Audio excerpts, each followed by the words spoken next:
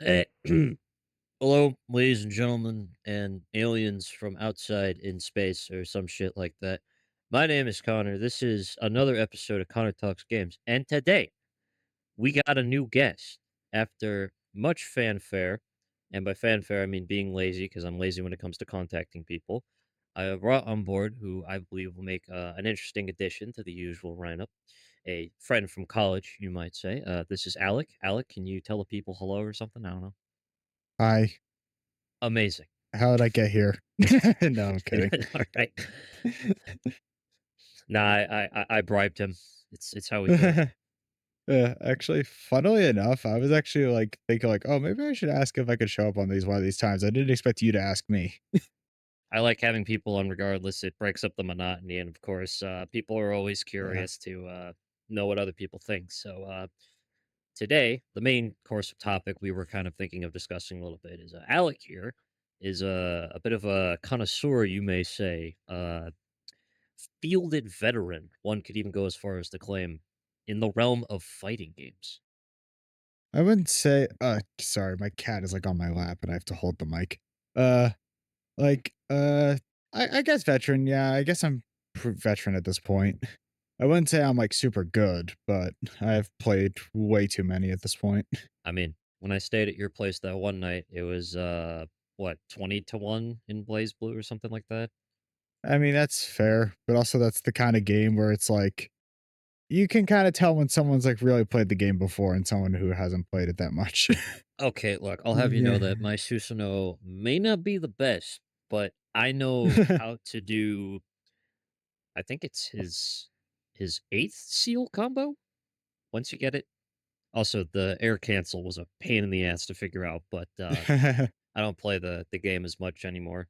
Yeah, But well, yeah, to be fair, you don't really have as much of a reason to. I got into, like, some, like, online tournament stuff, so I've been playing a lot. So if you thought I was scary before in that game, yeah, it only gets worse, buddy. uh, man, I remember back in college. What's his face?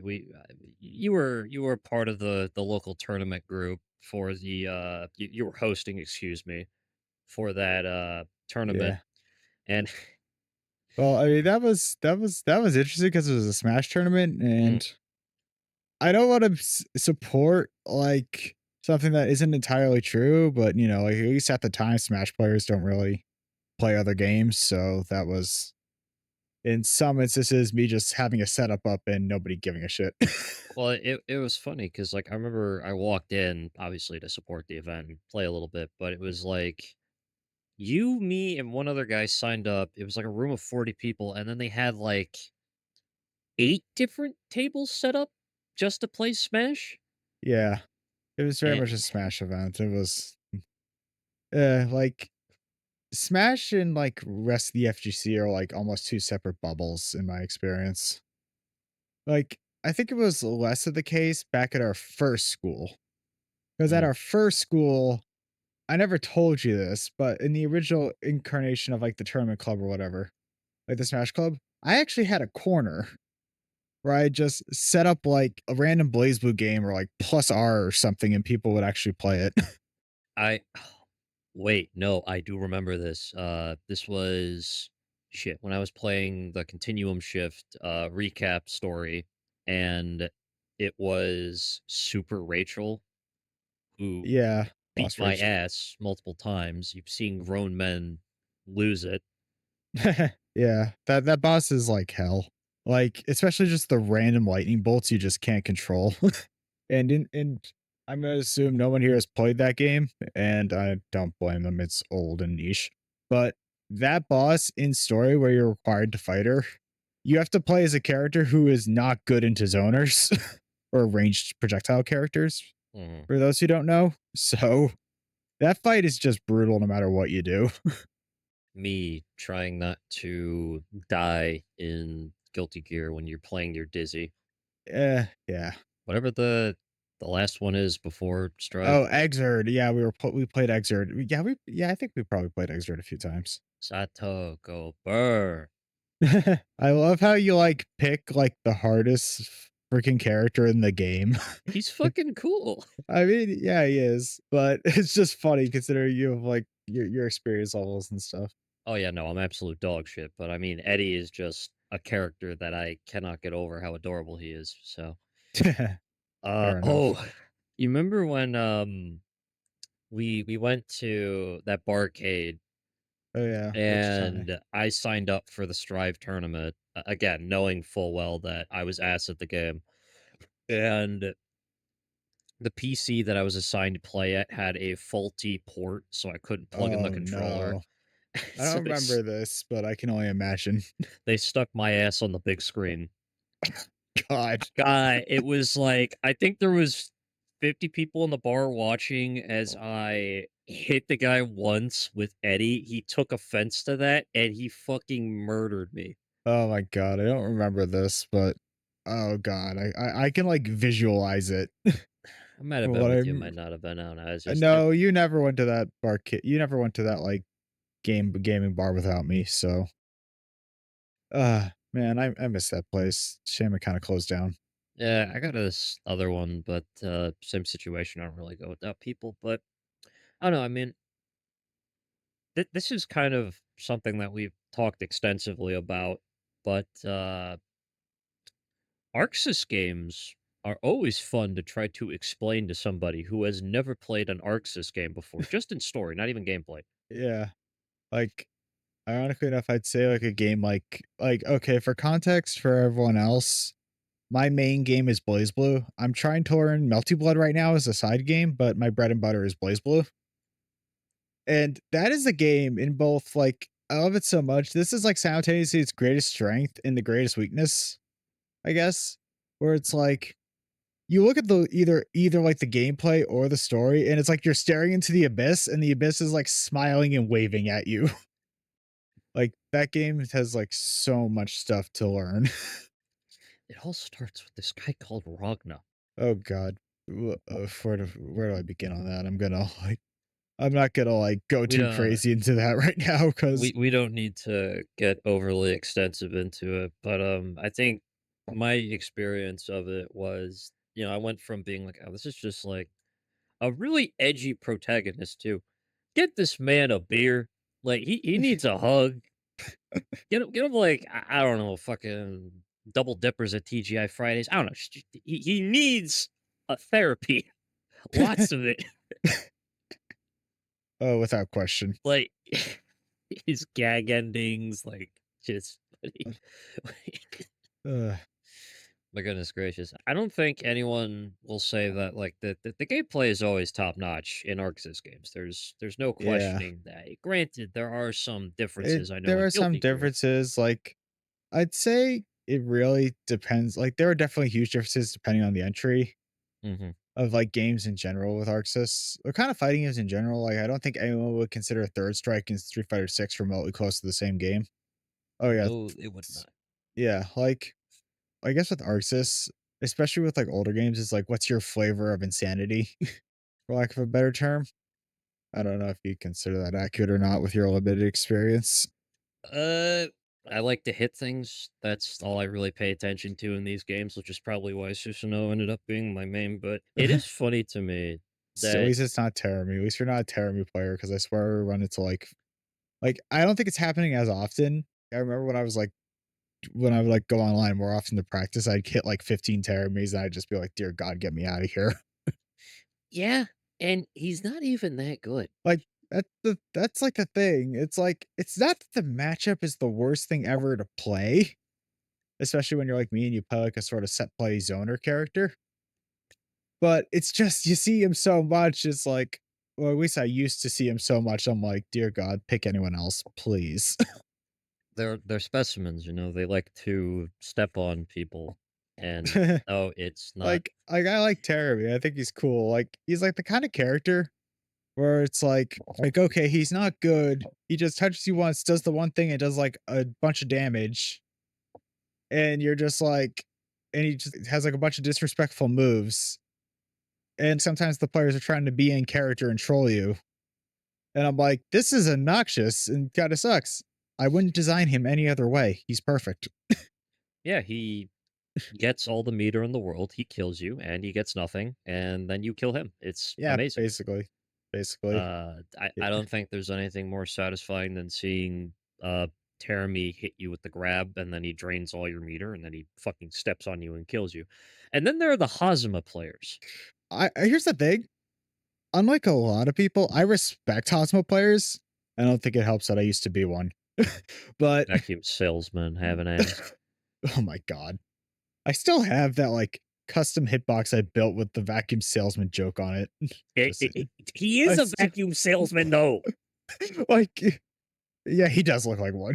Motherfucker, he does, like, the fedora, like, what is it? It's the back shot where he's tilting his fedora and he's got one of his eyes open and he's fucking looking at you. Please, Yeah. he's about to make me an offer I can't refuse on the Suck 5000 or something. Now with, like, shampooing on the carpets, I don't know, it's just like it it's so funny to me because he looks like a salesman. I I don't mean, yeah. Like Hazma, I actually really think Hazma's cool, like gameplay wise. Like, I think part of the reason you actually see him a lot, well, at least like in more like competitive places, you don't see him as much as Terami as Susanoo. Like you see the snakes a lot, actually. Oh, Well, yeah. but like Hazma is the one I have the most respect for because he is the hardest to play by Yeah, far. If you're not counting like quote unquote viability and stuff, even though it's like fucking BlazBlue, you're gonna knowledge check someone to death whether they like it or not, no matter what character you're playing. there are still so many interactions with I think it's Susanoo's seal where he does the funny ball spin and then he slams to the ground and it causes, like, the Oh my arc of oh my fire. yeah, that move is can be annoying That sometimes. guy I saw this one video where the guy was using it as a dedicated anti-air against this very specific matchup. I don't remember much about it, but I just thought that was neat.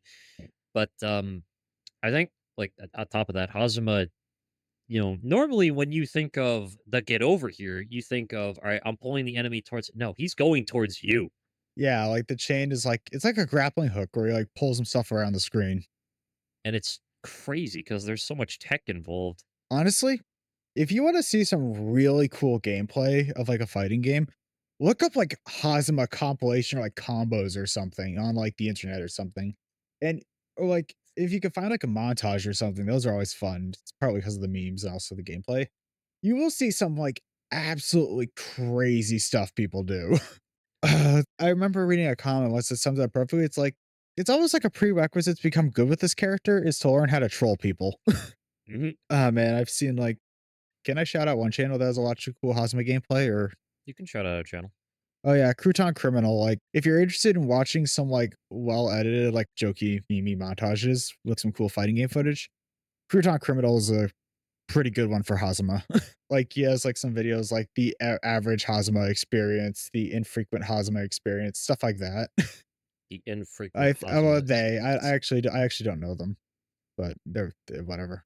The I infrequent. yeah, and like you just some of the stuff they do to people, it's like holy shit. So, I am kinda, like, curious, though, yeah, just from, like, I guess, a design standpoint, considering your numerous knowledge in the time that you have accrued over the course of your many fighting games that you played, BlazBlue, BlazBlue, uh, what do you, what's, like, the first thing, or what do you really like in a fighting game? I guess we could start with that. Okay, yeah. So I've actually been thinking this over ever since I got like the sheet with like the topic. So it's hard to like explain. I guess one thing I've kind of come to realize I love about fighting games is it's like learning an actual martial art in a way. It's like sorry, I'm like stumbling. Now you're good. I have a tendency to stumble over words when I'm trying to explain context for people. A martial art, except all the people you're fighting are sweaty. They belong to the FGC, and the amount of controversy that I think it was Kroby Cat did a wonderful video actually on it. The I fighting don't game know. community. I actually don't pay attention to a lot of controversy stuff because Oh, I it's it's just funny stuff. okay. Oh yeah, like if it's like It's the like goofy stuff with like rivalries and stuff, it's like then the guy taking that's his for shirt off and then throwing it into the crowd, or he's like Well, telling that's his just buddy to do goofy. it too. That's just like goofy shit. That's fine. Yeah. But yeah, it's like it's a genre that rewards you for the effort you put into it. Like, I think the only genre I could think of that, like, kinda comes close to it in terms of doing that is, like, character action games like Devil May Cry, which I know you're a fan of. I got the Xbox 360 copy of 4 behind me, and I was gonna make this joke, uh, before, but I realized that, no, I don't actually own the it doesn't it's not Third Strike, where is it?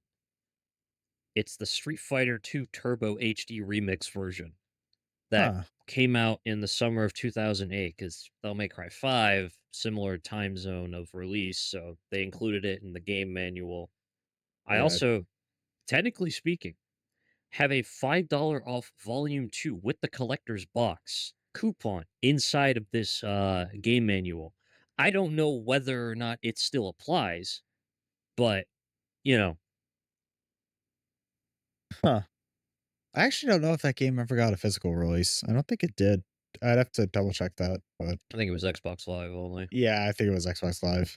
Apparently, that release is, like, kinda controversial, but then again, I don't know enough about the Street Fighter community's opinions on various games. Like, I heard that game had some controversial balance changes compared to Super Turbo. Hand-drawn, Yeah, art. and drawn art. Yeah. I That's about it. like, I don't think I'll ever play that release because there isn't really I mean, I probably could figure some way out if I don't know, find it at someone's house or something, I don't know. Find it at someone's Odds house. odds of that is very low, finding an Xbox with it installed. Walks in to somebody's house. "Yeah, you got this game," and so like, not Third Strike, which is the one that people usually consider. It's, Like sick. like, Third Strike is Street Fighter 3. Yeah. It's the final version of Street Fighter 3. Yeah, like, actually, there are actually a lot of people who still play Super Turbo, actually. Hmm. Like, I know some people who play Super Turbo and actually really like it. It's not my game personally. Once again, I prefer more, like, freeform games, but that's just a personal preference, I will say. It's very subjective. I mean, you never played the 2013 version of Killer Instinct till I Actually, I hounded you that have. one time. I have actually, I think I played it for, like, 2 minutes beforehand, Fuck. just the tutorial. Well, I attempted. This was the only time I had a leg up against you in a fighting game. That's because Killer Instinct, like, it's a cool game, but it, like, especially in the combo system, has, like, its own complete bible of how it works compared Yeah, to every other game. it it's I'm like, "What the hell is a linker? Okay, I'll just push buttons and see what happens." so there's a reason why I stuck with the assist mode for a couple of months. Just I had no idea how it works, but I don't know. I think literally you could say that with anything. Once it clicks, it clicks. Yeah, yeah. I could say that about Sekiro, but now So that I think about it, I could probably get my rhythm game friend to play it because it really is just a rhythm game when you think about it. But that's just an offhanded remark that has nothing to do with the current conversation. but yeah, as I was saying earlier, it's very much a genre, like, it's like actually learning a skill, like, you have to actually like, everything you do in a fighting game, it's very much like the work you put in pays off in the end. That makes God, this was like I was explaining this so much better in my head earlier today. Society. Yeah. Like, actually, let me get an example up. Like, let's say actually, I can give a recent example, actually, because I've started learning Type Illumina because the new Melty Blood got announced. Like, Yeah. I always liked the game. I always played it a little bit casually, but I never, like, learned it. So I was flipping through the roster trying to pick who I wanted to play, and I'm like, you know what? Screw it. I'll play Saber because I don't know much about the source material that the game is based off of. I'll get around to reading the remake someday. We don't know when that day is. So I was playing Saber. I know she's a guest character and blah, blah, blah, blah. But I'm like, yeah, screw it. Why not? So I was like looking up, some documentation on her combos. At first, you're not hitting that combo or whatever setup or block or whatever the hell you're trying to do. In my case, it was a Mhm. combo. And what happened was, is like, so I go at it, but after like an I don't know the exact time frame, like a half hour plus, I was starting to get it. And it's just that feeling of like when you start to get it, it starts to click. You really like get the hang of it. And you know what? When you actually get it, it's like you've played you play a lot of Souls likes, right? Or at least you've Yep. played these. So you know that like feeling when you're like fighting that hard boss is like kicking your ass for like however long. Guardian Ape from Sekiro. Yeah, like it's a similar sort of feeling. And it's like I did that. My effort that I put in paid off. I have now learned this thing that I can do effortlessly. Like I actually have like this example of like BlazBlue, which is the game I mostly play. Like I have some old footage from like months ago when I was first starting to actually take it seriously because I've mostly been a casual player for most of my time with the genre. Roger that. But I look at the stuff I was doing in those earlier recordings to what I do now in that game, and it's like night and day. Like, I look at some of the old stuff I've done, and it's, like, so basic in comparison to what I do now. There's, like, genuine growth and, like, practice. It's like with once again, it's like learning an actual, like, skill or martial art or whatever. You're not gonna get it at first. Like, you're just not. Like, that's just how it is for everyone. Like, I remember when I was first booted up Chrono Phantasma Extend, I'm like, I couldn't do, like, a bunch of the stuff. Like, I couldn't do a dragon punch input, like that forward core circle forward input. I couldn't do it, but okay, sometimes I still screw it up under pressure, but We getting fancy now. We got the quarter circle. yeah, I still screw it up sometimes Oh, under pressure. real quick. I wanna point this out. So I remember originally we were yeah, we were Calamity Trigger on the 360, and I think I was playing Ooh, Tager, and Tager, I think it's called a 180 input, 360, yeah. 360 input on a 360 controller with the D-pad. Oh boy. I wanted to jump off a cliff. Your poor thumbs, I can just imagine. Yeah, I think I was playing the story or something like that, Yeah, but, probably yeah, you were definitely playing the story. nah, the Series S controller, I have never stopped using that thing. I love the D-pad for fighting games. It's so nice. Huh, I don't think I've ever used that controller for them, to be honest. I think it's just how seamless my thumb can kinda slide over the D-pad because, like, with the normal 1 controller, it's just, like, the 4, like, spots on it, but, like, I have that, like, in the corners, there's no D-pad, if that makes sense. But Huh. this, it's all D-pad, so I can just be like, "Yeah," like a wheel. I don't know, that Yeah. Like, I'll admit I haven't I'll admit I still play pad on fighting games sometimes, usually when I'm just screwing around on my Steam Deck in, like, an arcade mode or something. Like, yep, normally when I'm playing, I use, like I guess it's technically called a Mixbox layout, which is like a WASD layout with, like, the arcade stick buttons, mhm. but I use a weird one that also has joysticks because I wanna use it for other games sometimes, which I do actually do. It's actually really good for Devil May Cry. If those who are curious looking into something like this, it's called a Swirl controller. Very good controller. I like it a lot. It's very durable too. That's a lot of swirling. Yeah, so where were we before? Solid We go question, I don't remember, but let's continue, along with this, thing. So speaking of needing a PhD in order to properly understand things, Fire Emblem. Oh my god. I am actually trying to get into Fire Emblem. I always thought you were already into it. Like, I've played Awakening and I've played a bit of other games. Like, I wanna get into it, I'm just not I just haven't sat down and, like, played, one all the way through in, like, a decade. Damn. Might I recommend, if we're talking about the GBA era, Sacred Stones? Yeah, I think I've started and stopped Sacred Stones so many times that I'm, like, sick of the intro. Oh god. I think the dog's sick of it too.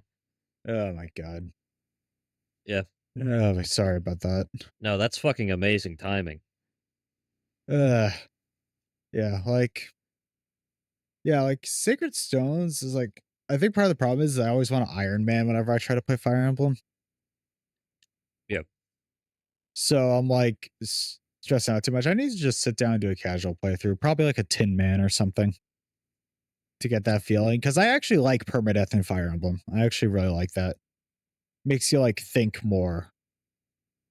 Like It is makes you care the about your units a lot more. it's the intended way to play, and I mean, I come from an XCOM background, so it kinda just clicked for me when I I played it. I, I should play XCOM at some point. I just haven't gotten around to getting it. And I kind of want to learn Fire Emblem first. Uh, Enemy Within. Okay. That's a very solid starting point. If you're looking for something a little bit older, the original one is never bad to look at. I remember Terror from the Deep is that on crack, so I wouldn't really recommend that as, like, your first one. But, Yeah. yeah, XCOM UFO Defense is the first if you ever wanna play something on the original gen, or if you're looking for something a little more modern, there's Enemy Within. Or if you're just like, "You know what? I want to jump into the latest iteration with all the bells and whistles," 2. Huh. I think You people know what? might say I'm just gonna but play Knights in the Nightmare, which is like the most batshit strategy game ever devised. isn't Yggdra Union? I think I said that No, right. okay. So Adria Union is like Fire Emblem, but we couldn't stop adding mechanics. But Knights in the Nightmare is like a sequel to it. But it's like they took a strategy RPG. Okay, fine, that's chill. Let's throw a bullet hell on top of it. It's like bullet hell. If you run out of cards, you lose. No, that's no Adria. No, it doesn't have cards. Not like Adria. Oh, Yeah, no, Knights of the Nightmare is its own beast. It's like a bullet hell strategy RPG where you gotta like command your units to hit the enemies while dodging these bullet hell patterns with your cursor. Like, look it up at some point. It's like it is the most like you know how like in college they like taught us like, oh, focus on one set of mechanics. yeah. This game does like the exact freaking opposite. And it ends up like being amazing somehow because of it. Like it goes against all the rules of game design. Well, quote unquote rules. I don't even know what a rule is nowadays. If it just sounds cool, it goes in. Yeah, I mean, yeah, that's basically what that entire series that's a part of did.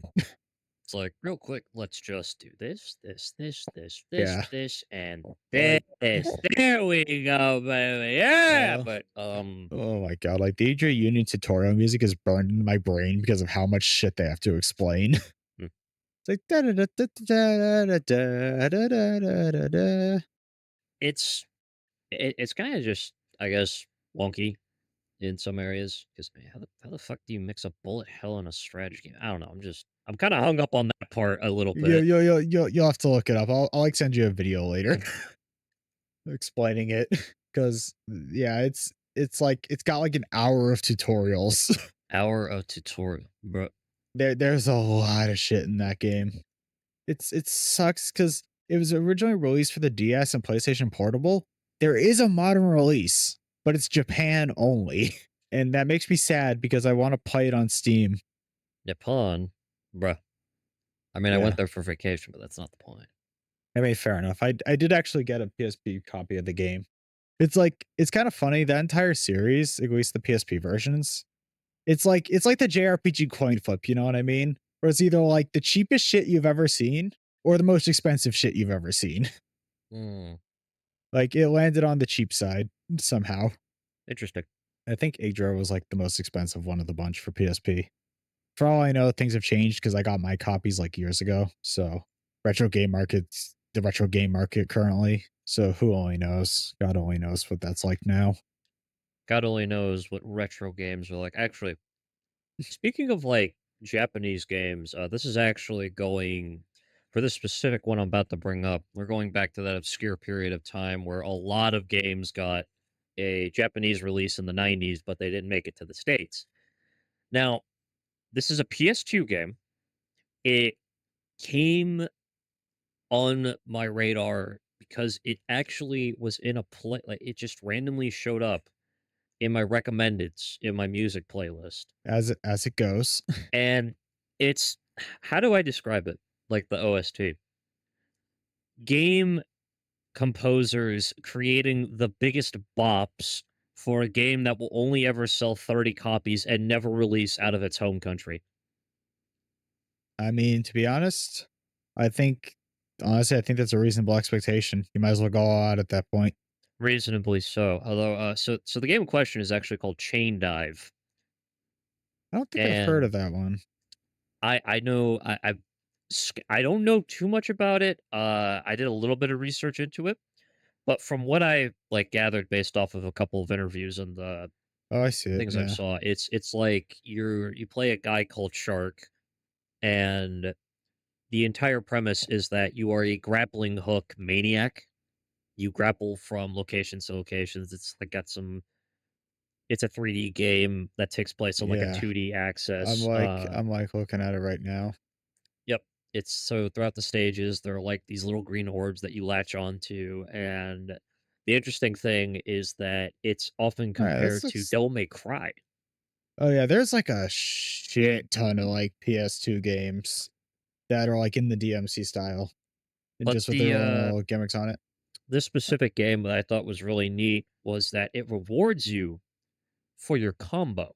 And what I mean by that is like the quicker you like higher combos or destroying enemies in multiple succession gives you life meter based on your performance. So you're actively being rewarded for Oh, that's pretty cool. stylizing on your foes, Yeah, I'm like which looking at it. I'm actually looking at it right now. This actually looks pretty neat.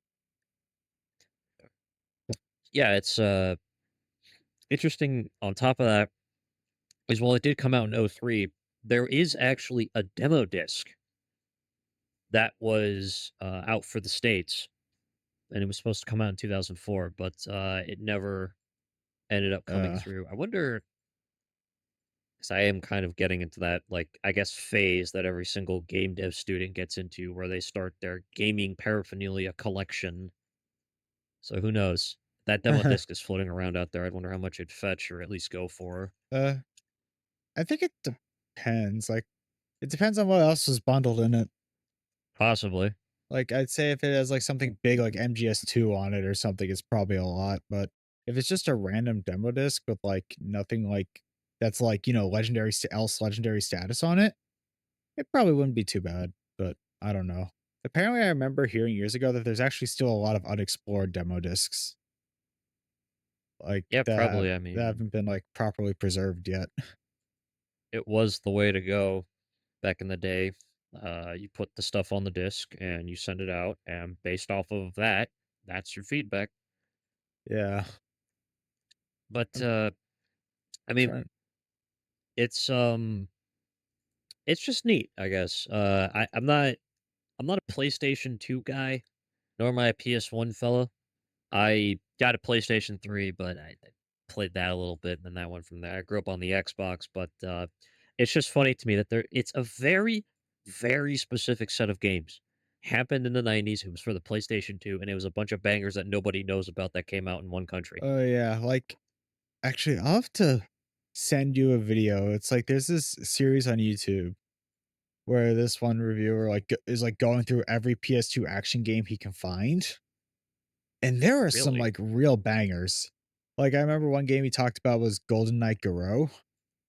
Hmm. There's like a gacked character action game, like the guitarist. Oh my. It's like called Bajingai: The Forsaken City. That one actually did get a Western release, but Golden Knight Garou, which was based off like a like a tokusatsu kind of show, that one did not. But if you have like if your PS2 is like if you have like a Japanese PS2 or whatever, or you can like obviously play it. And it's actually a pretty cool game. Like it's actually pretty sick. Like I was like watching that video and I'm like, this game looks awesome. But I don't know if I'm ever gonna get around to playing it. I got a fat backlog right now, but I got an article pulled up right now for Chain Dive. The development team, Alvian? I'm just gonna call him Avalon because that sounds cooler. Says that they went on to develop Malicious for the PlayStation 3 and the Vita, I don't think I've but heard of on that top of game. that, it looks like they also aided Platinum Games with other fast-paced action titles such as Huh. Bayonetta and the Metal Gear Rising Revengeance. Now, Oh, man. go ahead. No, I'm just saying, I'm like the one weirdo who doesn't like care for Revengeance's gameplay that much compared to other action games. I don't know why I invited you on this show. Fair enough. You are a freak. I don't know. Maybe if I like, I don't know. I think I just found it repetitive and too like you just stun enemies and got Zangetsu, and you just kind of rinse repeat that, and that just kind Fair of enough. was like whatever. But the interesting thing I'm seeing here is that the soundtrack was composed by Yuichi Takanuchi. I think I said that right. I am I not wouldn't know great any with better. names, I wouldn't know any better. but this individual hails from the old school Konami sound team, having worked on Metal Gear Huh? 2. Yeah. But yeah, I will say I think I do enjoy the soundtrack of Rising. It's I just never got into the gameplay just for context. It's funny because it has what I like to call the mini resurgence, where every like couple of years or like every year or so, it gets a massive bump in the memes. And it Oh dies yeah, down again, and it's then it gets a like massive bump, and it dies oh down. yeah, it's like the memes, Raiden, the memes. Now I don't that know. I'm kind of on this topic of conversation about chain dive, because I'm kind of really looking into it now. How much does a disc go for nowadays on eBay? Probably honestly, if it's a Japanese exclusive game, probably not that bad. Yeah, And it's not like a like huge like if it's this looks like the kind of game that like $100. wait, seriously? What the Averaging like the first three listings are about roughly $100, not that's including shipping. insane. Dear God, Used copy, what's uh, going on? Okay, okay, if you're looking at brand new, that actually might check out, but brand spanking new, but I mean, I prefer to buy it brand new. yeah. Vintage Jesus and the Mary Chain Tour, Mazzy Star, My Bloody Valentine. Right? Why is that? I put Chain Ride in, not whatever the fuck that is. I don't know. Who knows? Oh shit! What? The fucking trial version is up. That's the demo disc. Oh, cool. Not opened either, and it's not that much more expensive. uh, That's actually kind of neat. Well, anyhow, this is why I kinda don't really collect retro games that much anymore I because mean, it's way too expensive. it's like just to own the hard, like just to own it is one major thing. But Yeah. I don't. I mean, I think as far as like my collecting is concerned, I'd like to pick up all my old childhood 360 games. They actually probably won't run you too much depending No, on what they absolutely not. I are. just go to the nearest GameStop. I mean, true. Like $6 for half of the games. Although when I think it was Left 4 Dead started being really popular, they jacked up the price, which I thought was really funny. Yeah.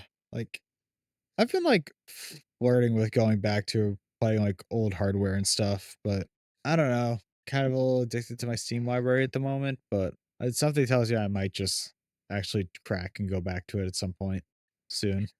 No, it's fine and valid, but I think we're gonna have to call it a wrap here. We are Yeah. starting to near time, and it looks like Oh my dinner is god. around the corner. But Alec, thank you. It has been fun having you on the show. I think this was a very productive Blaze Blue. God, why am I playing this episode? Like, yeah, no, it's like sad thing is I had, like, so many things I wanted to say on the topic, but just didn't come up this time, I guess. Thank you, ladies and gentlemen, for listening to this latest episode of Connor Talks Games. Do be sure to remember to follow our socials through our link tree and be sure to have that notification bell on for the next episode of Connor Talks Games.